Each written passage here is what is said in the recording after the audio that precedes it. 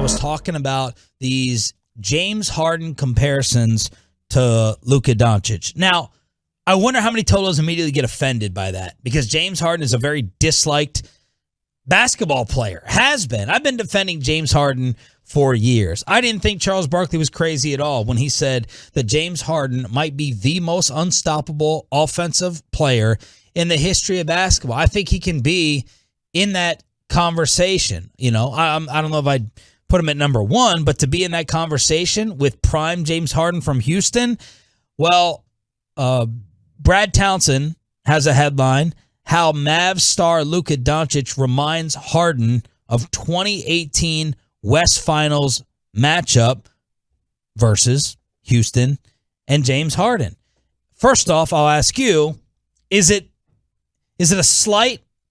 Is it a little bit of an insult towards Luka if the Warriors view him like Harden?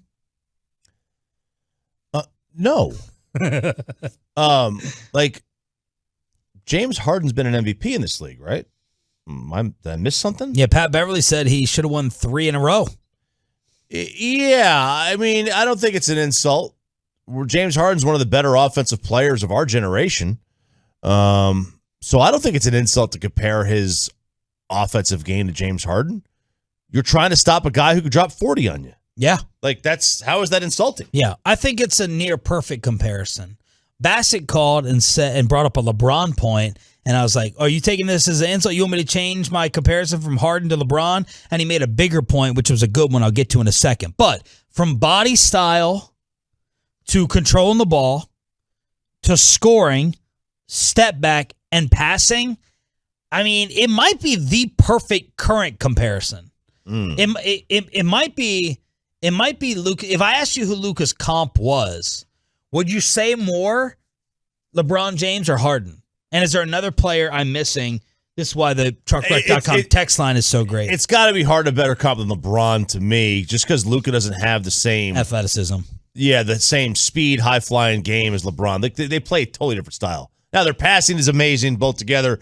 I think Luka's a better shooter than LeBron is.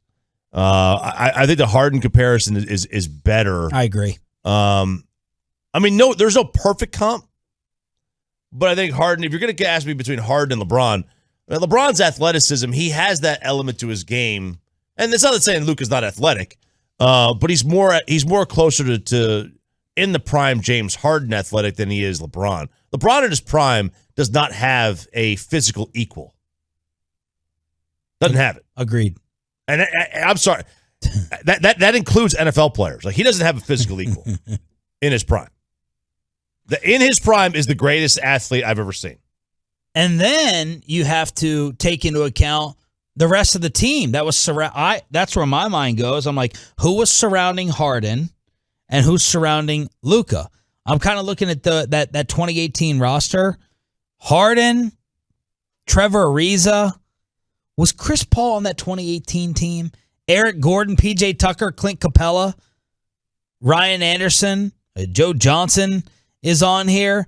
So you factor in a guy being easily the main focal point, even though if this was the Chris Paul team. Okay, 2017-2018 Rockets, they finished first in the West with Mike D'Antoni as the head coach. So Mike's point was, when you factor in the amount of times Steve Kerr and the Warriors have seen the Rockets, and then all the finals matchups, all the different finals matchups that Steve Kerr has been against with LeBron, that type of player gives Golden State a lot more homework that has already been done in terms of how to try to contain a guy who's basically been the focal point and the solo star. I mean, how many times have they played guys that are either LeBron or James Harden? We're talking 40 games here in the postseason or close to it. And that is... They lost to Golden State, Western Conference Finals, and then they lost to Golden State in the second round, and that was with... Talking about Houston. Yeah. And then, but then, that was with Carmelo and no Chris Paul on that team. Correct. So there's your you got a dozen games there, but then 3-4 times in the finals with LeBron where you faced him, and granted, it's if we're just compared to James Harden, he still got 2 NBA playoff series worth of defending him, plus all the times they met in the regular season. Yeah. When you add LeBron to the mix, and there is an element of Luka's game that's LeBron-like. Yep. Now you've added in another, 30 games? 25 games? Yeah. Not that this is going to have, look, it's Luka's still going to average 30. That's not, but what it's going to come down to is the different moments of importance where they decide to do something against Luka defensively. Do we trap here? Do we throw him off for a quarter? Can we screw him up for 6 minutes with something different?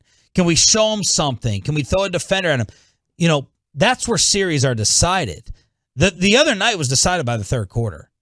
That was it. If we're tied tonight with 4 minutes left, does Steve Kerr pull something out that they used against Harden or LeBron that will help out Golden State against Luka? You're not going to slow them down. Everyone knows that. You're not going to sit there and contain them over the series. But can you do something with your experience and your defensive personnel in order to slow it down or stop it for 3 minutes, 6 minutes, or maybe even a quarter? That's my opinion in terms of where this coaching philosophy and the coaching experience can factor in. There is definitely a coaching experience advantage in this series that we did not have in the previous two. There was no playoff coaching experience advantage that Quinn Snyder had. No great advantage. Now, Monty Williams has gone to an NBA final, but he is not some coach that's been around a million years.